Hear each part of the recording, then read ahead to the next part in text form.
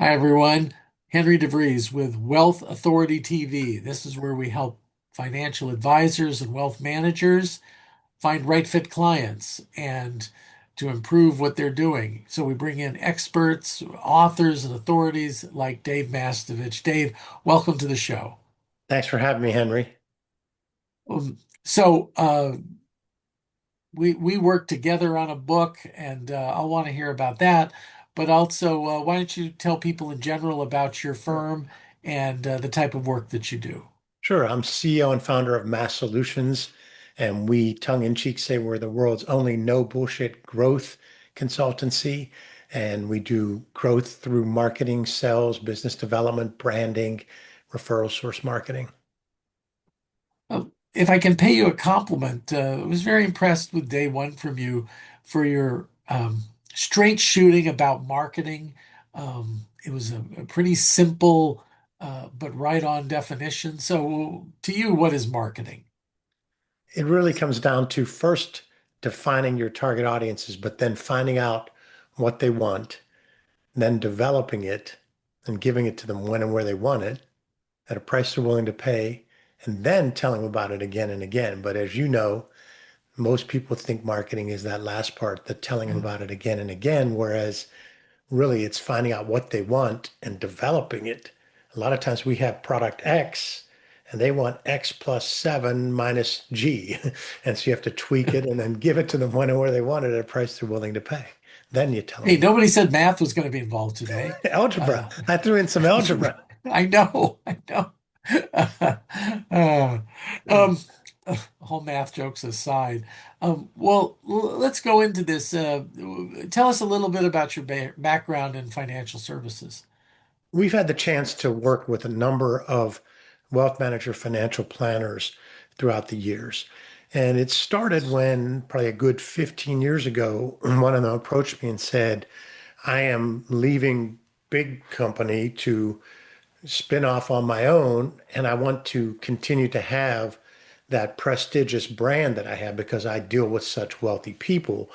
And then it led to having a success with that company to getting other companies, and we helped them grow to where they grew their assets under management. And one, we helped them grow to where they got to the point where they sold and had a nice equity event. And we've had others that have grown and continue to grow and living their best business life. So it's been a lot of fun to work with those of all shapes and sizes. Your story there reminded me of the four magic words in the English language and the nine worst words in the English language. First, the four magic words are "I know a guy." So when you did well for the first one, they passed you around. The Yes. referrals happened naturally. Ronald Reagan said the nine worst words are "I'm from the government and I'm here to help." Okay, well, moving on, I wanted to get your opinion today. What can the financial industry do to improve the image of financial advisors and wealth managers? Well, I want to take it on a individual company or person level first. I think that the majority of them that I come across kind of have a sameness to them. And the sameness is they're looking the same way, saying the same thing. We had one where we went out and said, tell us who your top three competitors are. And we did our assessment of how they were all performing from a storytelling standpoint, a brand standpoint. And we were able to actually swap phrases back and forth and ask them to pick who was who because there was so much sameness. Now, what makes that even worse is we're now in an era of what I call AI sameness. And AI sameness is we're still at the point where people that are uncomfortable with writing and also uncomfortable with paying an expert to do content. So they're excited and think that they have this tool to do their storytelling. And so now you have a morass of nonsense. Pick your channel. If it's LinkedIn, you can see the same phrase, and there's a couple of indicators of what AI sameness is. You can see the same phrase again and again. Well, that AI sameness adds to what was already a sameness amongst wealth managers and financial planners, and they aren't differentiating themselves. They aren't taking the time to hear from their referral sources, their centers of influence, and hear from their clients what makes them special. because it's different for each one of them. And then you have that person talk about what they're different about. Now you say, Dave, that's simple. It's straightforward. Uh-huh. And who's doing that? Not many. It's so true. I was in a meeting with a Forbes editor last week, and the editor was saying none of you are going to lose your jobs to AI because AI cannot mine and tell a story. And I would add a story that differentiates you from Yes. someone else. So that's so true. Um, One of my authors says, uh, with AI, you ain't seen nothing yet. We have a tsunami of AI coming.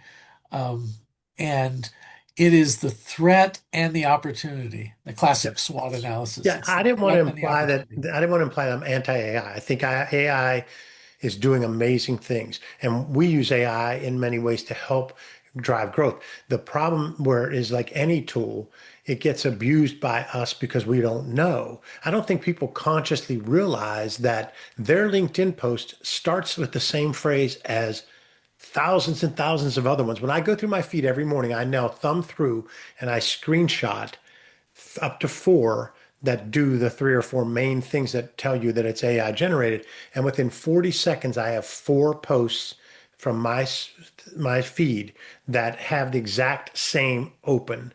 And then the second, there's three or four main things to tell you that.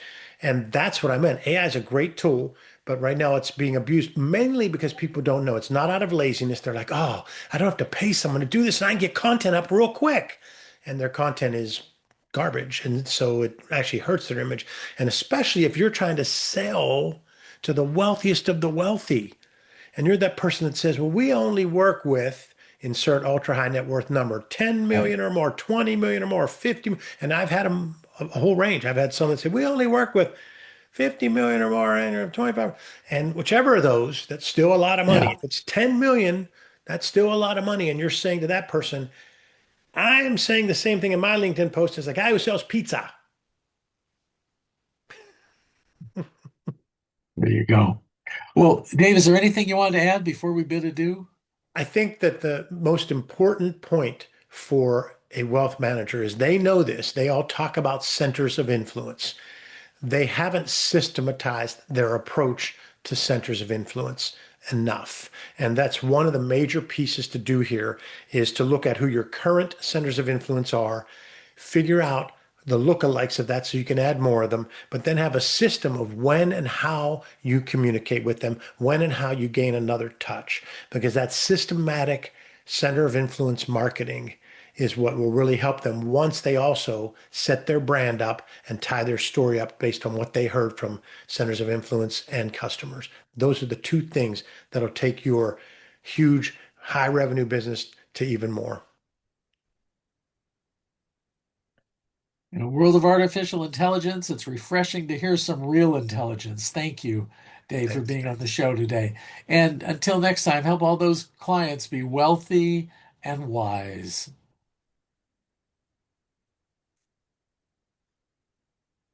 Okay?